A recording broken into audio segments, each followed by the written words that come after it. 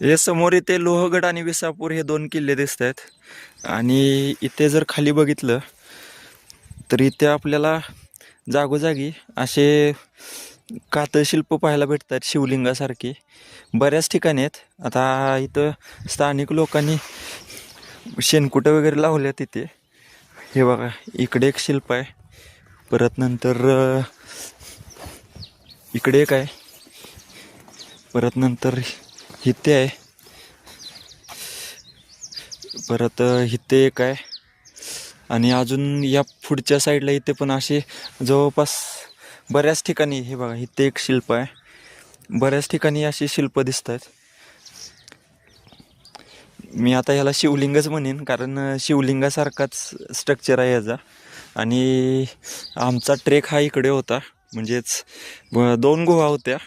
एक गुहा तिकडे गावाच्या एंट्रन्सला ह्या समोरच्या डोंगरात तिथे होती. ती म्हणजेच तिथं त्या गुहेपर्यंत जायला रस्ता सोपा आहे. ती गुहा मोठी आहे. पण इकडची जी गुहा आहे इथे बरोबर समोर तुम्हाला दिसत असेल एक गोल खड्डा असल्यासारखं, तिथं ती गुहा आहे. ती गुहा छोटी आहे, पण तिथंपर्यंत जायचा रस्ता खूप अवघड आहे. तिथे प्रॉपर सेटअप असणंच गरजेचं आहे. आम्ही आज सेटअप घेऊन आलेलो, त्यामुळे आम्ही इकडे गेलो.